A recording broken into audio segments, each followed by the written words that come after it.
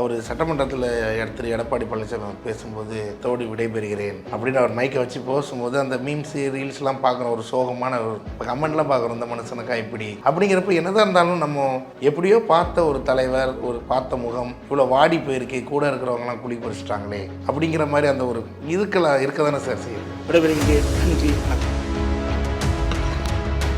2021 தேர்தலுக்கு பிறகு எந்த துரோகத்தை பயன்படுத்தி ஓபிஎஸ்ஐ வீழ்த்தி கட்சியினுடைய விதிகளை வீழ்த்தினாரோ எடப்பாடி, அதே துரோகம் 2026 தேர்தலுக்கு பிறகு எடப்பாடியை வீழ்த்தும். இப்போ பிஜேபி கூட்டணியை சேர்த்துக்கிட்டதுனால இந்த பிரச்சனையா இல்லை சேராமல் இருந்திருக்கணுமா?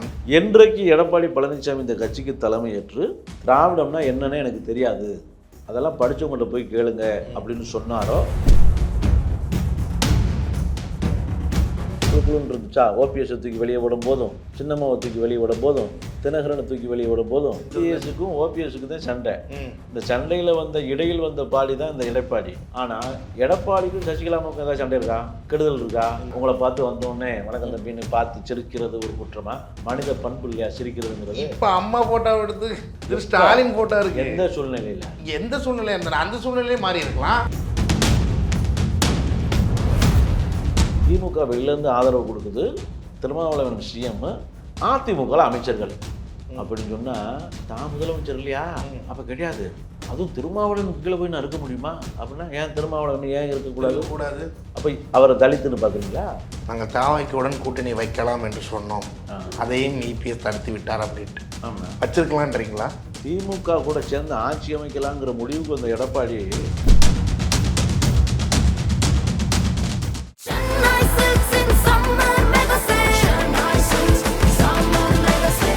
The Chennai Silks in Mega Summer Sale. Periyar Maniamma Institute of Science and Technology, Tanjavur. AAA with specialization in electric vehicles and energy engineering. Summer வந்தாச்சு. What's your plan for this holiday? எங்க கிட்ட விட்டுருங்க, நாங்க பாத்துக்கிறோம். GT Holidays. GT Holidays, South India's #1 travel brand. வணக்கம் sir. தற்போதைய சூழலில் மிக பரபரப்பாக போயிட்டு இருக்கு. ஐபிஎல்ல கூட 10 அணி தான் சார். அதிமுகவில் அதை விட பெரிய அணி யார் நிறைய இருந்து இப்போ நம்ம பார்த்துக்கிட்டு இருக்கோம். இது எத்தனை அணி? ஜெய அணி, தீபா அணி, ஓபிஎஸ் அணி, இபிஎஸ் அணி, இது எப்படி இருக்கும்? நீங்களும் முன்னாள் அதிமுக தொண்டர் அடிப்படையில் கேட்குறேன், அதிமுக அந்த நிலைமைக்கு போகும்னு நினச்சிங்களா? இல்லை, உண்மையிலே நினைக்கல. அதிமுக என்பது எப்பொழுதுமே ஒரு மக்களுக்கான பேரியக்கமாகத்தான் புரட்சித் தலைவர் ஆரம்பித்தார். இந்த கட்சி திமுக மக்களுக்கான கட்சியாக இல்லாமல் போயிருச்சுங்கிறதுனால தான் அதிமுகவே ஆரம்பிக்கப்பட்டது. ஆனால் அதிமுகவின் நோக்கம் இன்றைக்கு முழுவதுமாக சிதைக்கப்பட்டிருக்கிறது. புரட்சித் தலைவரே 1979 சட்டமன்றத்தில் சொல்லியிருக்கிறார், திராவிட கொள்கைகளை பாதுகாப்பதிலும் இருமொழி கொள்கை அடிப்படையில் செயல்படுவதும் அதிமுகவும் திமுகவும் இரட்டை குழல் துப்பாக்கிகளாக செயல்படும், எங்களுக்கு திராவிட கொள்கையில் மாற்று கருத்தே கிடையாது அப்படின்னு சொல்லியிருக்கிறார். என்றைக்கு எடப்பாடி பழனிசாமி இந்த கட்சிக்கு தலைமையேற்று திராவிடம்னா என்னன்னு எனக்கு தெரியாது, அதெல்லாம் படித்தவங்கள்ட்ட போய் கேளுங்க அப்படின்னு சொன்னாரோ, அன்னைக்கே அதிமுக உருவாக்குன நோக்கம் செதஞ்சிடுச்சு. அதிமுகவின் அழிவு அங்கிருந்து துவங்கிருச்சு. திராவிடத்திற்கு திமுகவே போதும், அதிமுக பாஜகவின் தொங்கு சதையாக எடப்பாடியால் மாற்றப்பட்டு விட்டது. அதனால் அதிமுக நோக்கம் சிதைந்தது.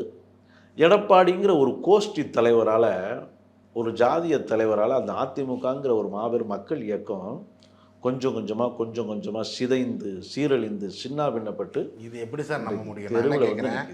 அவ்வளோ கஷ்டப்பட்டு சசிகலா அம்மாவை உட்கார வச்சிங்க, எல்லாம் கூட நீங்கள் தான் சசிகலா அம்மாவை வெளியே அனுப்புனீங்க, திரு பன்னீர்செல்வத்தை வெளியே அனுப்புனீங்க. யார் வெளியே அனுப்புனா?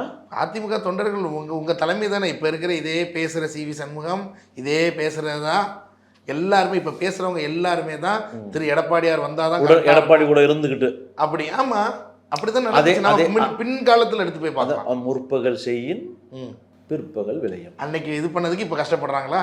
ஆமாம், எஸ்பி வேலுமணிலேருந்து சிவி சண்முகம் எல்லாமே அனுபவிக்கிறாங்க. அன்னைக்கு எடப்பாடிக்கு நல்லா இருந்துச்சா, குழுன்னு இருந்துச்சா? ஓபிஎஸ் தூக்கி வெளியே விடும் போதும், சின்னம்மாவை தூக்கி வெளியே விடும் போதும், தினகரனை தூக்கி வெளியே விடும் போதும் செங்கோட்டையன் தூக்கி வெளியே செங்கோட்டன் தூக்கி சேசிபி வெளியே பிரபா. போட்டு அண்ணன் சேசிடிவி கேசிபி புகழேந்தி இத்தனை பேர் இதெல்லாம் அதிமுக முகங்கள், அதிமுகவுடைய பிம்பங்கள். இப்போ இவங்க யாரெல்லாம் தூக்கி வெளியே போட்டாங்கன்னா அவங்க இப்பெல்லாம் சட்டமன்றத்தில் இருக்காங்க. வா அங்கே வா, எங்க எப்படி இருக்காங்க சட்டமன்றத்தில், எப்படி இருக்காங்க? கெத்தா இருக்காங்க. கெத்தா இருக்காங்க, நீ வெத்தா இருக்க.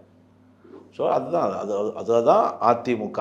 இது வந்து மக்களுக்கான கட்சியை எவன் ஒருத்தர் தனக்கான சார் இதை கட்சியை மாத்துனானோ, அன்னைக்கு ஐடென்டிஃபை பண்ண முடியலையா இவர் நமக்கான தலைவராக இருக்க மாட்டார் அப்படிங்கிறத? அதை ஏன் அது கூவத்தூர் ரெசார்ட் சொல்லலன்றீங்களா? அந்த கூவத்தூர் ரெசார்ட் அழகா சொல்லுச்சு. ம் நாங்கள் சொன்னோம், அப்போ அவர் பணம் கொடுத்தார், அப்போ இனிச்சுது, ஆ, இப்போ இனிக்கல இனிக்கல. அப்படின்னு இப்பயும் பணம் கொடுக்குறாங்க. ரெடி. எடப்பாடியோட கூடுதலாக இன்னொருத்தவங்க கொடுக்குறாங்க. ஐயோ, எடப்பாடி அவர்களோட கூடுதலாக இன்னொருத்தங்க கொடுக்குறாங்க. ஆமாம். யார்? திரு விஜய் அவர்களா? இந்த புதுசாக ஒரு அம்மா சேர்ந்தாங்கல்ல ம் அதிமுகவுக்கு. ம் எல்லா கட்சியிலையும் இன்றைக்கி உறுப்பினர் வச்சுட்டு, எல்லா கட்சியிலையும் எம்எல்ஏ வச்சுட்டு, எல்லா கட்சியிலையும் இப்போ மந்திரி வரைக்கும் வச்சுருக்காங்கல்ல, குடும்ப உறுப்பினர்கள் வச்சுட்டு. யார் அது? அந்த மாதிரி இப்போ அதிமுகவில் வியாபாரம் பண்ணி கொண்டு இருக்கிறார்கள். Lima rose. லீமா ரோஸ் சொல்கிறீங்களா? அவங்க இப்போ தானே வந்திருக்கிறாங்க, இவங்களுக்கு எப்படி தெரியும்? அவங்க வந்தது எதுக்கு? அவங்க அதிமுகவில் வந்தது எதுக்கு? நுழைவு ஏற்படலாம். இந்த பிளவுக்கு காரணம் யார்? அதிமுகவில் சேர்த்தது யார்? எடப்பாடி தான். எடப்பாடி பழனிசாமி அவர்கள். சீட்டு கொடுத்தது யார்? எடப்பாடி பழனிசாமி அவர்கள். எடப்பாடி பழனிசாமி. இன்னைக்கு சிரமப்படுறது யார்? அவர் தான். தன்வினை தன்னை சுடுது, அதான் நான் சொன்னேன். இப்போ திடீர்னு சிவி சண்முகம் எதுக்கு சார் போர்க்கொடி தூக்கணும்? திடீர்னு இல்லை, எப்பொழுதுமே அவங்க சொல்லிக்கிட்டு இருக்காங்க. அது ஒரு ஒற்றுமை கருதி அவங்க வெளியில் சொல்லாமல் மூடி மறைச்சிட்டே இருந்தாங்க. இதுக்கு மேலேயும் சொல்லாமல் இருந்தால் எல்லா பேருக்கும் ஒன்றும் இல்லாமல் போயிருங்கிற நிலைமை வந்துருச்சு. ஏன்னா நான் ஏற்கனவே சொன்ன மாதிரி 8 தோல்வி எடப்பாடி, 10 தோல்வி பழனிசாமி, படுதோல்வி பழனிசாமிங்கிற நிலைமை நோக்கி வந்துருச்சு. உள்ளாட்சியில் பிரதிநிதிகள் இல்லை, சட்டமன்றத்தில் பிரதிநிதித்துவம் குறைஞ்சிருச்சு, தொடர் தோல்விகளை தொடர்ந்து சந்திச்சாச்சு. இனியும் எடப்பாடியை நம்புனா, எடப்பாடி தலைமையில் அதிமுக இருந்தால் அதிமுக ஒருபோதும் வெற்றி பெறாது. ஓகே. எடப்பாடியை தொடர்ந்து அதிமுக தலைமையாக இருந்தால் அதிமுகவே இருக்காது. ஓகே, இதை நம்ம எப்படி டீல் பண்ணோம் சார்? ஒரு மரியாதை நிமித்தமாகவும் பேசியும் அவங்களுக்குள்ளேயே பேசி பண்ணணும். இப்போ அடிக்க பாய்ந்ததெல்லாம் எவ்வளோ பெரிய தவறு. என்னதான் இருந்தாலும் 1989 சட்டமன்ற உறுப்பினராக இருக்கார். யார்? திரு எடப்பாடி பழனிசாமி. அப்போ எவ்வளவு பக்குவம் வந்திருக்கணும்? ஆமாம், அதுக்காக அடிக்க பாய்வீங்களா? அடிச்சிருந்தா கூட தப்பு இல்லைன்ற நான். ஒரு மூத்த தலைவர் சார், கிட்டத்தட்ட இப்போ 10 வருஷமா பேரில் மாதிரியே மட்டும் 2016 2026 பொதுச் செயலாளராக இருக்காரு. பேரில் மட்டும் மூத்த தலைவர்னு பேர் எடுத்து என்ன செயலில் இருக்க வேண்டாமா?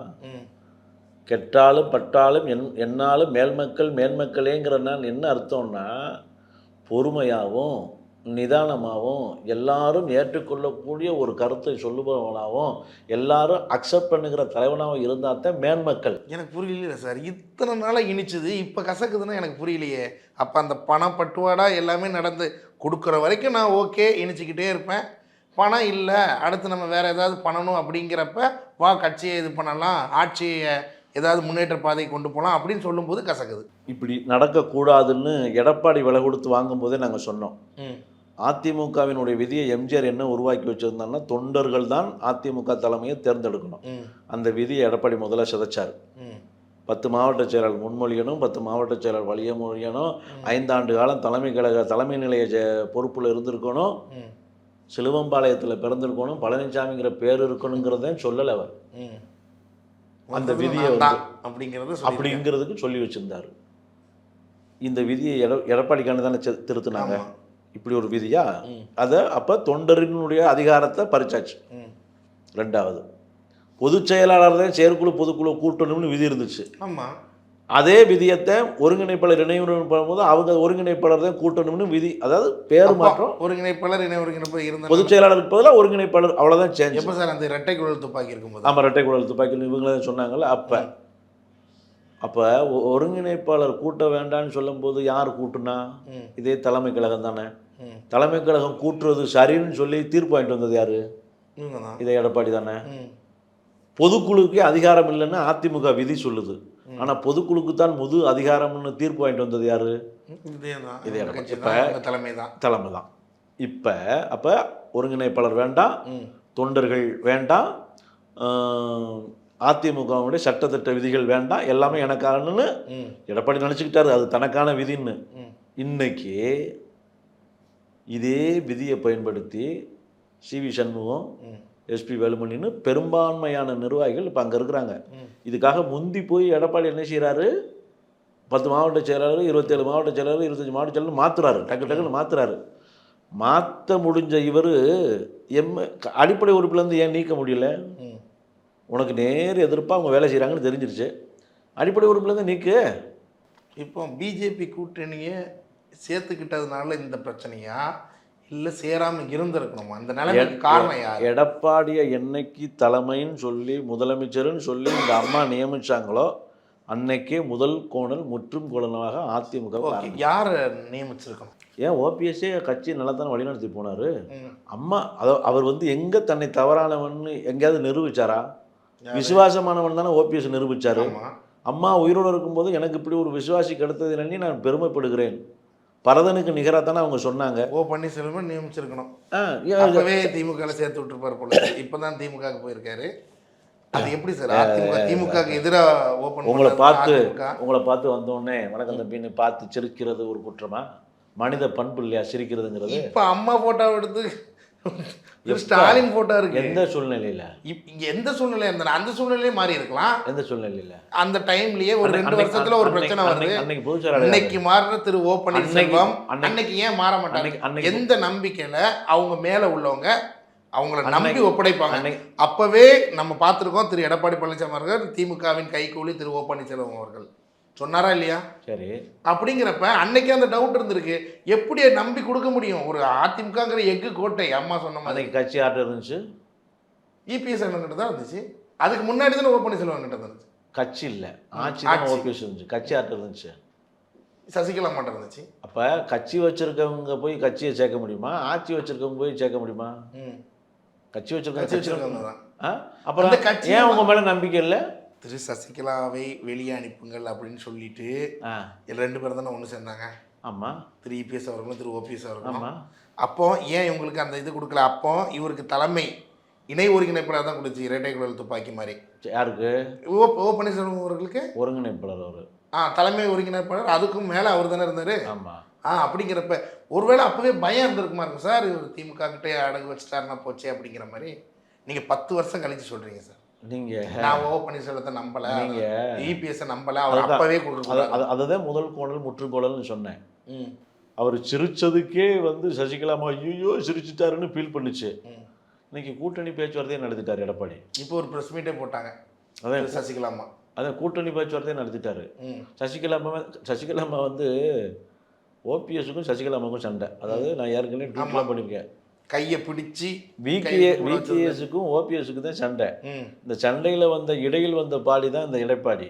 ஆனால் எடப்பாடிக்கும் சசிகலாமாவுக்கும் ஏதாவது சண்டை இருக்கா? இல்லை. கெடுதல் இருக்கா? இல்லை. அந்த கொடுத்ததே அந்த அம்மா தான். காலில் ஊர்ந்து தவழ்ந்து தான் வாங்கினாரு. அவங்கள ஏன் எதிர்த்தாரு? ஓபிஎஸ் எதுக்கிறதுக்கு ஒரு ரீசன் இருந்துச்சு. ஆமாம். எடப்பாடி எதுக்கிறதுக்கு ஏதாவது ரீசன் இருக்கா? சசிகலா மட்டும் இல்லை, தினகரன் வெளியே அனுப்புனார்ல, அதுக்கு ஏதாவது ரீசன் இருக்கா? ஓபிஎஸ் வெளியே அனுப்புனார்ல, அதுக்கு ஏதாவது ரீசன் இருக்கா? அப்போ இபிஎஸ் அவர்களுக்கு ஆட்சியை பிடிக்கணும், அதிகாரத்தை பிடிக்கணும் நோக்கம் இல்லை. பொதுச் செயலாளர் பதவியை தக்க வைத்துக் கொள்ளணும். முதலமைச்சர் இப்போ அண்ணன் திருமாவளவனுக்கு முதலமைச்சர் கொடுக்க சொன்னாரா? இப்போ யாருக்கும் பெரும்பான்மை இல்லை. அப்போ திமுகலேருந்து போட்டு கூட வாங்கியிருக்கலாம். திமுகவே சொல்லியிருக்கு. திமுகலேருந்து போட்டு கூட வாங்கியிருக்கலாம். திருமாவளவன் அவர்கள் முதலமைச்சர் ஆகலாம் அப்படின்ட்டு. இவரு ஆனா வேண்டாம். எப்படி முதல்ல நீங்க முதலமைச்சர் ஆன்னு இழிச்சிட்டாரு, பழனிசாமி ஆண் பழக்கம் போல இழிச்சிட்டாரு. ஆனால் எல்லா பேருக்கும் கட்சிக்குள்ளே எதிர்ப்பு வந்தோடனே அப்போ நம்ம ஏகமானதாக திருமாவளவனை தேர்ந்தெடுத்துட்டு திமுக வெளிலேருந்து ஆதரவு கொடுக்குது. திருமாவளவன் சிஎம், அதிமுகவில் அமைச்சர்கள் அப்படின்னு சொன்னால் தான் முதலமைச்சர் இல்லையா? அப்போ கிடையாது. அதுவும் திருமாவளவனுக்கு கீழே போய் நான் இருக்க முடியுமா? அப்படின்னா ஏன் திருமாவளவன் ஏன் இருக்கக்கூடாது? அப்போ அவரை தலித்துன்னு பார்க்குறீங்களா? சாதி பாகுபாடு உங்களை உறுத்துதா? அரசியல் வந்துட்டால் எம்எல்ஏ தான் முதலமைச்சர் ஆக முடியும்.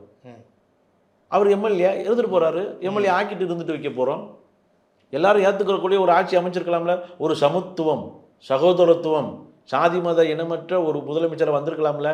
அப்போ உங்களுக்கு மனசுக்குள்ளே எவ்வளவு அழுக்கு இருக்குது. Okay sir. இப்போ மெயினாக சிவி சண்முகம் அவர்களாக இருக்கட்டும், எஸ்பி வேலுமணி அவர்களாக இருக்கட்டும், மெயினாக சொல்கிறது நாங்கள் தாவைக்குடன் கூட்டணி வைக்கலாம் என்று சொன்னோம், அதையும் இபிஎஸ் தடுத்து விட்டார் அப்படின்ட்டு. ஆமாம். வச்சிருக்கலான்றீங்களா? இப்போ திமுக கூட சேர்ந்து ஆட்சி அமைக்கலாங்கிற முடிவுக்கு வந்த எடப்பாடி தாவேக கூட கூட்டணி வைக்கிறதுல என்ன இடர்பாடு? எம்ஜிஆர் படத்தை வச்சுக்கிறீங்களா வச்சுக்கோன்னு சொல்கிறாரு முதலமைச்சர். அம்மா படத்தை வச்சுக்கிறீங்களா வச்சுக்கோன்னு சொல்கிறாரு முதலமைச்சர். ஏன் சபாநாயகர் ஸ்டேஜில் உட்காந்துக்கிட்டு வாழும் புரட்சி தலைவர் எம்ஜிஆர்னு சொல்லிட்டாரு. எம்ஜிஆர் புகழே கிட்டத்தட்ட ஒரு 5 நிமிஷம் பேசினார், அளவு பண்ணார். எம்ஜிஆர் படத்தவே போட்டு ஓட்டு கேட்டார் யார்? தாவேக தலைவர் விஜய் அவர்கள். அந்த எம்ஜிஆர் லெகசியை தூக்கிட்டு வர்றவரை வந்து ஆதரிக்கிறதுல என்ன தப்பு? அது என்ன தப்பு? அதற்கு தான் இப்போ அப்படியே மாறி இருக்கும்ல. இப்போ இந்த 2026 தேர்தல் முடிவு சுயநலவாதி சிந்திக்க மாட்டார், பொதுநலமாக எப்பயுமே சிந்திக்க மாட்டார். எடப்பாடிக்கு சுயநலத்தை தாண்டி பொதுநல சிந்தனையே இருக்காது. அதனால் எடப்பாடி இல்லாத அதிமுக உருவாக்குவதற்கான வேலையை தான் இப்போ செய்கிறாங்க. நிச்சயம் எடப்பாடி இல்லாத அதிமுக உருவாக்கிடுவாங்க. ஓகே. என்னதான் இருந்தாலும் சார், இறுதியாக அவர் சட்டமன்றத்தில் திரு எடப்பாடி பழனிசாமி பேசும்போது நிறைய விஷயங்கள் பேசும்போது இத்தோடு விடைபெறுகிறேன் அப்படின்னு அவர் மைக்கை வச்சு பேசும்போது அந்த மீம்ஸ் ரீல்ஸ்லாம் பார்க்குறோம், ஒரு சோகமான ஒரு இப்போ கமெண்ட்லாம் பார்க்குறோம், இந்த மனுஷனுக்கா இப்படி அப்படிங்கிறப்ப என்னதான் இருந்தாலும் நம்ம எப்படியோ பார்த்த ஒரு தலைவர், ஒரு பார்த்த முகம் இவ்வளோ வாடி போயிருக்கு, கூட இருக்கிறவங்களாம் குழி பறிச்சிட்டாங்களே அப்படிங்கிற மாதிரி அந்த ஒரு இருக்க தானே சார் செய்யுது. 2021 தேர்தலுக்கு பிறகு எந்த துரோகத்தை பயன்படுத்தி ஓபிஎஸ்ஐ வீழ்த்தி கட்சியினுடைய விதிகளை வீழ்த்தினாரோ எடப்பாடி, அதே துரோகம் 2026 தேர்தலுக்கு பிறகு எடப்பாடியை வீழ்த்தும். இது காலத்தின் கட்டாயம், கடவுளின் தீர்ப்பு. எடப்பாடி இல்லாத அதிமுகவும் எடப்பாடி இல்லாத சட்டமன்றமும் நிச்சயம் தமிழகத்தில் நிகழும். நன்றி சார். நன்றி, வணக்கம்.